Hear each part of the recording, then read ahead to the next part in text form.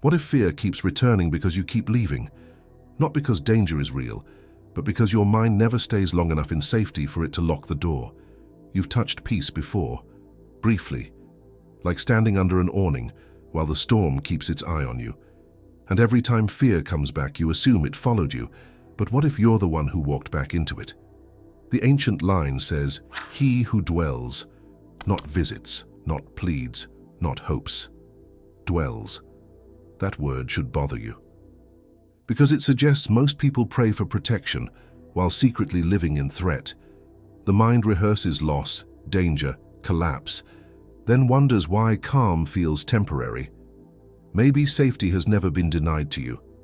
Maybe it's never been occupied. And if consciousness truly has an address, then one question becomes unavoidable. Where are you actually living when fear knocks, and why does it still have the key? There is a contradiction living inside you, and it has been there for so long that it no longer feels like conflict. It feels like character. You call it being careful. You call it being grounded. You call it learning from experience. But beneath the language, beneath the justification, there is a quiet habit that has shaped your entire internal world.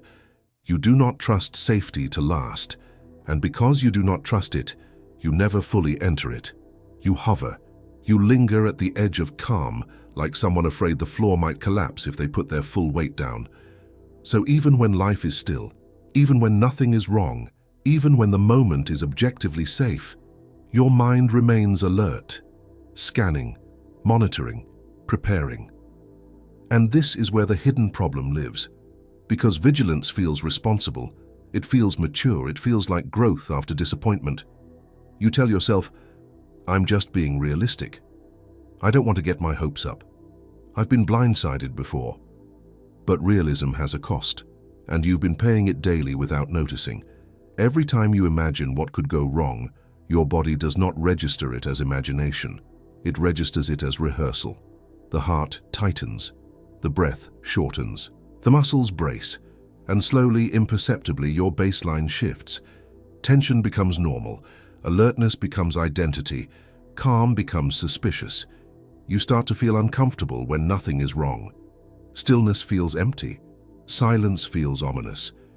Peace feels like the calm before something bad. So you fill the space with thoughts, with worries, with mental scenarios you call preparation. And the cruel irony is this: you think you are preventing pain, but you are practicing it over and over again. Your nervous system does not know the difference between a real threat and a vividly imagined one. It responds to meaning, not evidence. So every imagined loss leaves a trace. Every rehearsed disaster tightens the system a little more. And then, when fear arises, you don't question it. You trust it. Because it feels familiar. Because it sounds like your own voice. Because it has been living with you for years.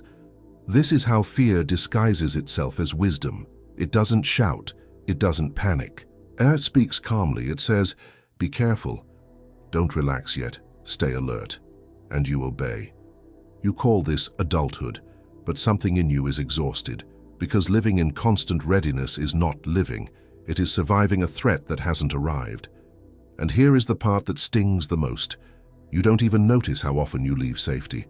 It happens in milliseconds. A sensation of calm arises, and immediately the mind checks it. Is this okay? Should I be worried? What if something changes? That single movement, that subtle lean toward the future, is enough. Attention departs, and fear re-enters. Not because it is powerful, but because you invited it back by default. This is the wound. You have been taught that safety is temporary, that calm is fragile, that peace must be guarded because it will inevitably be taken away. So you never let yourself dwell there. You stand in it briefly, like someone standing on thin ice, never relaxing, never trusting, never staying. And then you conclude, see, peace never lasts. But peace was never allowed to settle. You trained your mind to expect interruption, so interruption feels inevitable. This creates a loop, a devastating one. You imagine danger, your body reacts, you interpret the reaction as intuition, you believe fear was right, You trust it more next time, and the loop tightens. Over time, you stop remembering what unguarded calm feels like. You stop recognizing safety as a place you can live. It becomes a rare visitor, a mood, a fleeting state, something you experience briefly and then lose. And because you believe loss is inevitable, you soften the blow in advance. You stay half-braced, half-withdrawn, half-ready to fall. You tell yourself this reduces disappointment, but it actually multiplies it, because you never fully receive what is good. You never let joy land. You never let safety close the door behind you. So fear never has to break in. It simply waits for you to step back outside. This is the hidden problem. You are not afraid because life is dangerous. You are afraid because your attention has learned to live in anticipation of danger, and anticipation feels exactly like threat. You have been dwelling in vigilance, calling it realism, calling it intelligence, calling it experience. But vigilance is not neutrality. Vigilance is residence in fear. And here is the most uncomfortable recognition of all. You don't need fear to arrive anymore. You generate it, automatically, habitually, lovingly even, because it feels like control. If you worry first, maybe it won't hurt as much later. If you expect loss, maybe you won't be surprised. If you stay tense, maybe you'll be ready. But ready for what? A future that hasn't happened? A danger that exists only in thought? This is not protection. This is a prison you built out of foresight. And the bars are invisible, because they are made of thoughts you trust. You don't see them as confinement, you see them as caution. But the body knows the truth. It knows you are never resting. It knows you are always watching. It knows you are never home. And that is why fear feels constant, not loud but present, not dramatic but persistent, like background noise you forgot was there. This block does not offer a solution because you are not ready for one yet. First, the illusion must crack. First, you must see the wound without trying to heal it. First, you must feel the cost of calling fear realism, because once you see it clearly, you can never unsee where you've been living. There is a law operating beneath your thoughts that does not care about your intentions. It does not respond to hope. It does not negotiate with desire. It does not soften for sincerity. It simply reflects where you are, not physically, not morally, internally. This is where the betrayal begins, because you were taught that fear is something that happens to you, that it arrives uninvited, that it attacks, that it overwhelms. But fear is not an invader. It is a response to vacancy. Think of consciousness not as a feeling, but as a location. Where attention rests, reality organizes itself around that resting point. This is not metaphorical, it is mechanical, like gravity, like resonance, like a radio signal that does not argue with the station it receives. Your awareness is always broadcasting an address, and whatever matches that address gains access. Fear does not break down doors. It waits for attention to step outside. This is why affirmations fail. This is why pleading feels exhausting. This is why asking for protection sometimes feels unanswered. Because you are asking from one address while living in another. You pray for safety while monitoring threat. You declare faith while rehearsing disaster. You say, "I trust," while scanning for signs that you shouldn't. And the law does not judge this contradiction. It mirrors it. So calm flickers, peace appears briefly, then vanishes. Not because it was fragile, but because you did not stay. The ancient phrase was never symbolic. He who dwells, dwelling is not belief. It is sustained attention. It is remaining. It is choosing not to leave when the mind suggests movement, because the mind will always suggest movement. It is addicted to prediction. It confuses motion with control. Stillness feels unsafe to a system trained on vigilance. So when peace arrives, the mind does something subtle and devastating. It checks it. That single check is a departure.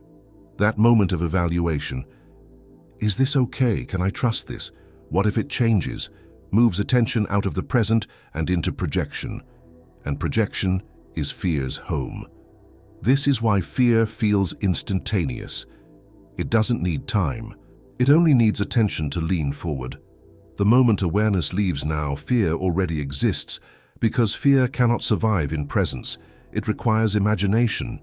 It feeds on futures. So the invisible law is this: fear only has access where attention is absent. When awareness is fully present, fear starves. When awareness wanders, fear feeds, not as punishment, as reflection, like a mirror that never lies. You have been taught to fight fear, to suppress it, to override it, to outthink it. But fear is not a thing to defeat. It is a signal that says, you are not here. And here is the part that feels almost cruel. Fear does not leave when you demand it to. It leaves when you stop leaving, when attention rests without scanning, when presence deepens without checking, when awareness stays long enough to become residence. This is not effort, it is endurance. The endurance of staying put internally while the mind screams for movement. Because the mind equates stillness with vulnerability. But stillness is only dangerous to identities built on vigilance. Your old identity survives by anticipating harm. It believes its job is to watch. So when you stop watching, it panics. It throws thoughts at you like alarms. Don't relax. Stay alert. Something could happen. These are not warnings. They are withdrawal symptoms, because the old self is losing its occupation and it will fight to stay relevant. This is why peace feels unfamiliar, why calm feels empty, why safety feels suspicious. You are not used to dwelling. You are used to visiting. So the nervous system keeps a foot outside the door, ready to run. But here is the revelation that changes everything without resolving anything. Fear is not your enemy. It is proof that attention moved. It is the echo of departure. And until this is seen, truly seen, nothing changes, because you will keep asking fear to leave while continuing to abandon presence. You will keep praying for protection while mentally living in threat, and the law will continue to mirror your address, silently, faithfully, unemotionally. This is not spiritual, it is structural. You do not get what you want, you get what you dwell in, and most people have never dwelled in safety long enough to realize it can lock its own door. This is why the phrase feels forbidden, because it removes the comfort of blame. There is no enemy to fight, no darkness to banish, only a location to remain in. And remaining is the hardest thing the mind has ever been asked to do, because remaining means giving up the illusion of control. It means trusting presence more than prediction. It means allowing safety to be ordinary, unremarkable, boring even. And boredom terrifies a mind trained on danger, so it invents problems. It creates scenarios. It calls it foresight. But foresight is just fear with better language. And the law does not respond to language, it responds to where you are. This is the invisible mechanism behind everything you experience. And it offers no comfort, only clarity. Because clarity removes excuses. Once you see this, you cannot unknow it. You cannot blame circumstances. You cannot blame fate. You cannot blame fear. You can only notice where attention rests, and whether you are truly dwelling or merely passing through. There is a moment, quiet, almost invisible, when something inside you decides whether this was just information or an interruption. That moment is happening now, not later, not after reflection, not once the mind finishes arguing. Now. Because what you just felt was not agreement. It was recognition, a subtle tightening, a pause in thought, a strange stillness mixed with unease. That reaction is not emotional. It is positional. It is the sensation of awareness hovering at a threshold. And thresholds are dangerous places to linger. Most people step back. They feel the discomfort and retreat into familiarity. They scroll, they distract, they move on, and nothing changes. But occasionally, rarely, someone stays. Not because it feels good, but because it feels true. If something in you feels exposed right now, if a quiet part of you recognizes this pattern of leaving and returning, then you are standing at a choice point, not a moral one, not a dramatic one, a locational one. Because awareness is deciding where it belongs, and this is where the invitation appears, not as instruction but as alignment. If this recognition is alive in you, do not rush past it. Pause. That pause is already an act of dwelling. Let the body register that nothing is attacking you. Let the nervous system notice that stillness did not kill you. Let the moment prove itself by continuing. Then, mark it. Not for me, for you. When you like this video, you are not pressing a button. You are signaling attention. You are saying, I am here, I am not leaving yet. When you comment, you are not explaining. You are declaring, not to an audience, but to yourself. You are naming where you are choosing to inhabit. Words have weight when they are chosen from presence. And when you subscribe, it is not commitment to content, it is commitment to staying, to returning to this frequency instead of defaulting back to vigilance. These actions are not symbolic. They are behavioral proof of residence, because attention follows action, and action stabilizes location. This is why fear weakens when you declare presence. Not because fear is afraid of confidence, but because confidence implies occupancy. Fear cannot survive where awareness has settled. It only survives where attention flickers. And what you are doing right now, if you are still here, is refusing to flicker. You are not rushing to conclusions. You are not demanding resolution. You are allowing the tension to remain. That alone is a radical act, because most people flee discomfort instantly. They mistake tension for danger. But this tension is not threat.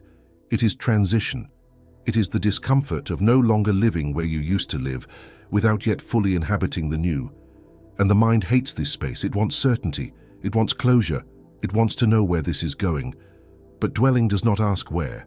It asks whether. Whether you will stay. Whether you will resist the urge to leave mentally. Whether you will stop scanning for the next thing. This is why engagement matters, not as validation, as grounding.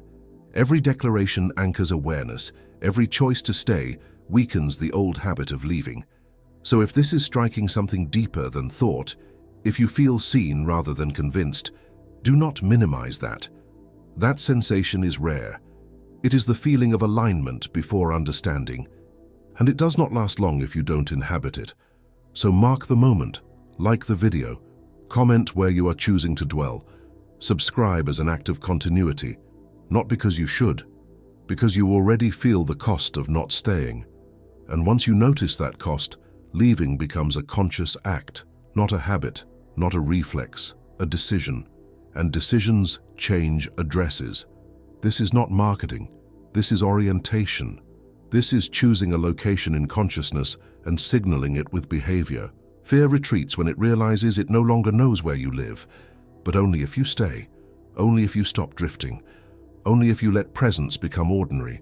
And ordinary is the one thing fear cannot dramatize.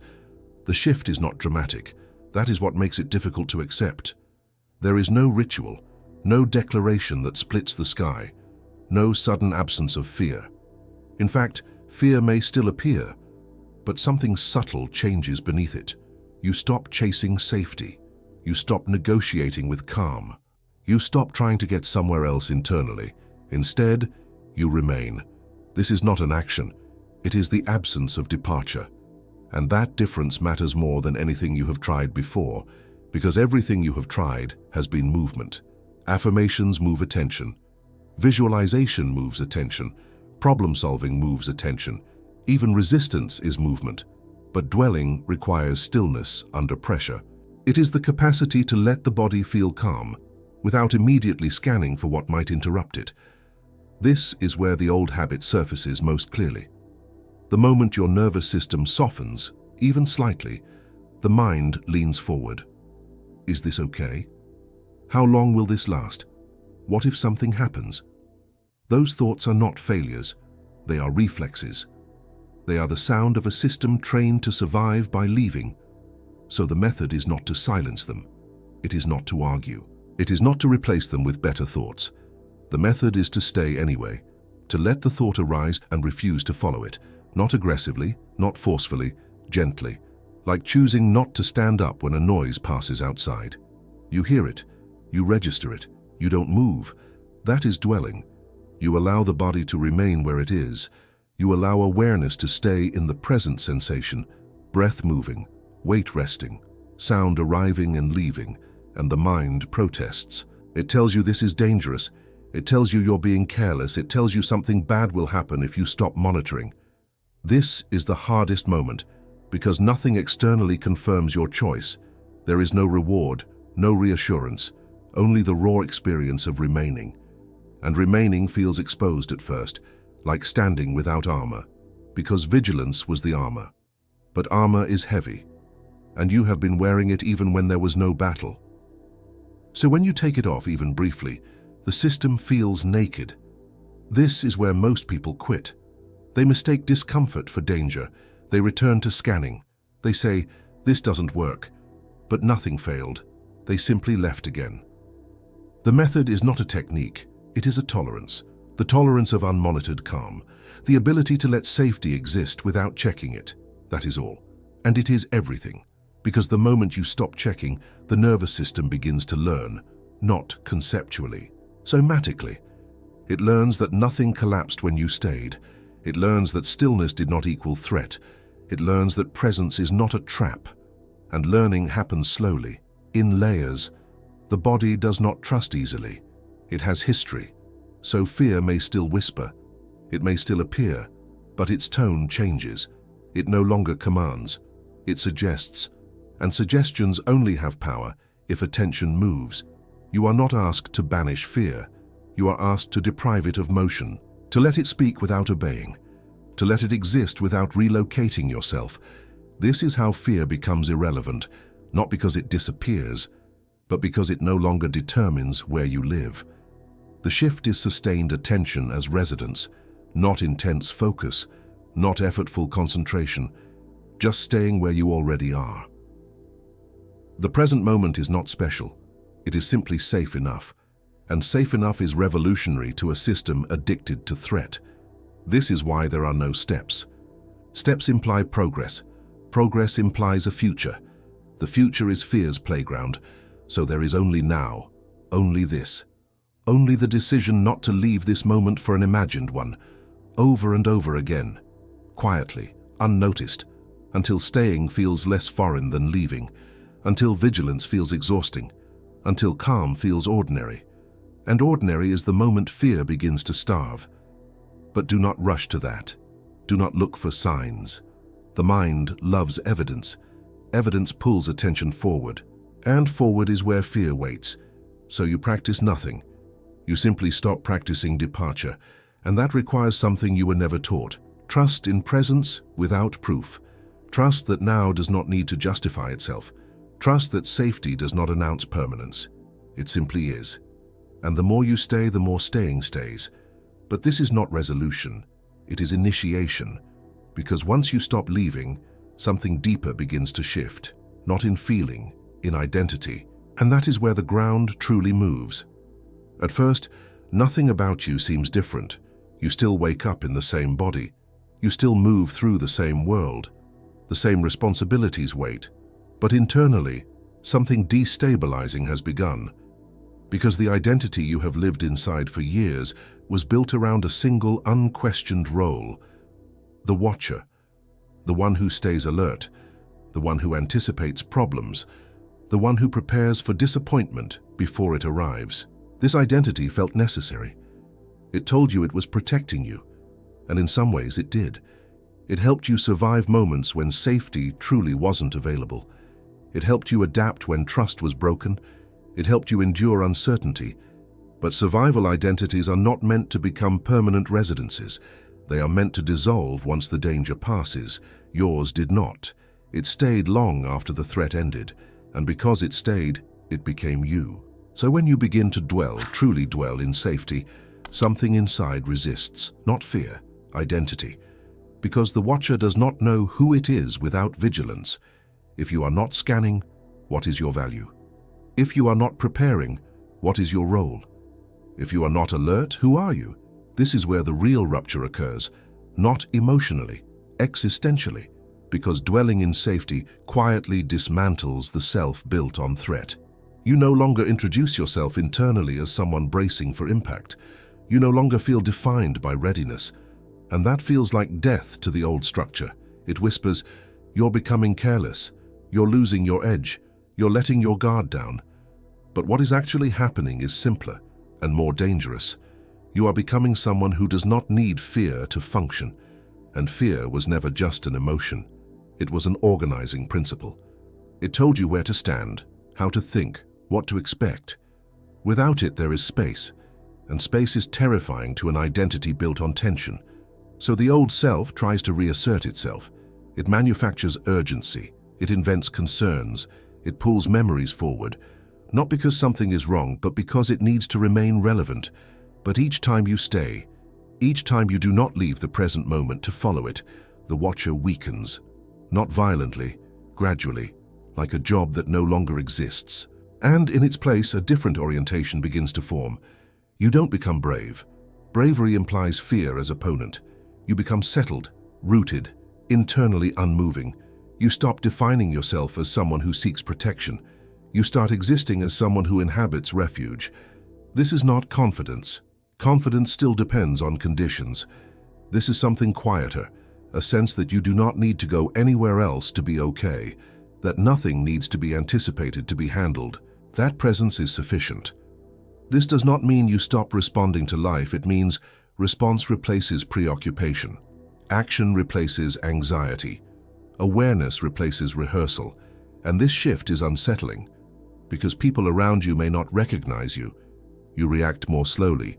You don't rush to conclusions. You don't catastrophize with them. And they may mistake this for detachment. But it is not detachment. It is residence. You are home internally, and home does not flinch at every sound. This is where power enters. Not loudly, not theatrically. Power as stability. Power as non-reactivity. Power as the refusal to abandon yourself when uncertainty appears. Fear still visits, but it no longer lives with you. It knocks, sometimes persistently, sometimes cleverly. But it does not rearrange the furniture. It does not dictate behavior. It does not decide identity. And that is the quiet revolution. You are no longer someone who seeks safety. Seeking implies absence. You are someone who remains where safety already is. This changes everything without announcing itself. Your thoughts slow, your body softens, your reactions shorten, and for the first time, fear begins to feel unnecessary. Not wrong, unnecessary, like armor worn in an empty room. And this is where the old identity panics the most, because it realizes it is being replaced, not by effort, by irrelevance. You no longer argue with fear. You no longer chase reassurance. You no longer need certainty to rest. And rest was never laziness. Rest was the condition you were never allowed to inhabit. Now you do, and in that resting, a new self forms. Not dramatic, not loud, unimpressed by threat, unmoved by prediction, uninterested in rehearsing pain.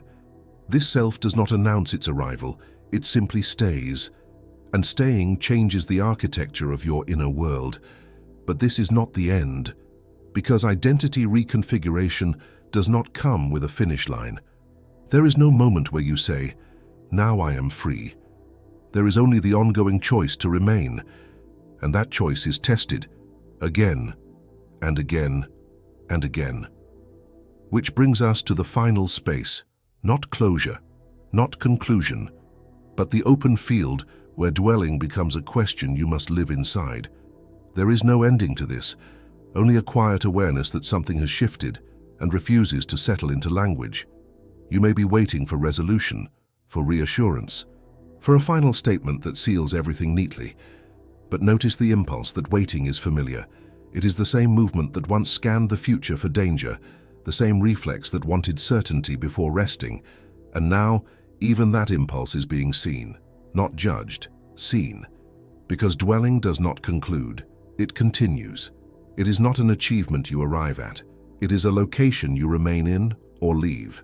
And this is where the question returns, stripped of drama, stripped of urgency. Where are you living now? Not 5 minutes from now. Not once this settles. Not when you feel ready. Now. As you sit with this moment, is your attention here? Or is it already leaning forward, checking what comes next? Fear does not announce itself with alarms anymore. It listens. It waits for that lean, that microscopic shift, that almost innocent movement of attention away from presence. And the moment you leave, it knows exactly where to meet you. So the question is not how to get rid of fear. The question is whether you will notice yourself leaving, and whether, when you do, you will return. Not dramatically, not forcefully, simply return, again and again. There is no moral victory in staying, no reward system, no applause. Staying is quiet, almost boring, and that is precisely why fear loses interest. Fear thrives on drama, on urgency, on stories about what could happen. But dwelling offers none of that. It offers only now. And now does not cooperate with fear. Now does not explain itself. Now does not promise permanence. Now simply exists, and existence, unadorned, is enough. This is why the ancient phrase never continued. It did not say what happens next. It did not describe outcomes. It did not offer guarantees. It simply named a condition. He who dwells, dwells. Not until, not because, not if, dwells. And everything else unfolds from that residence. Or doesn't. That is not the point. The point is location, because when you stop leaving internally, something subtle happens to fear. It becomes confused. It searches for you in futures you no longer inhabit. It knocks on doors you no longer answer. It waits in rooms you no longer furnish. And eventually, without ceremony, it grows quiet. Not gone. Quiet. Like a sound in the distance you no longer orient toward. And this quiet is not peace as an emotion. It is peace as absence of movement. As no longer being pulled. As no longer abandoning yourself when nothing is wrong. But this is fragile if you grasp it, if you try to hold it, if you turn it into a concept. Because the moment you think about dwelling, you step outside it. So there is nothing to remember, nothing to repeat, nothing to take with you, only this moment, only the awareness of where you are, and the freedom to stay, or not. Fear does not punish you for leaving, it simply responds. It appears where you appear, and disappears where you remain. So the closing is not a conclusion. It is a suspension, a hum, an open silence, in which a single question continues to vibrate, not demanding an answer, not seeking resolution. When fear looks for you, where will it find you living?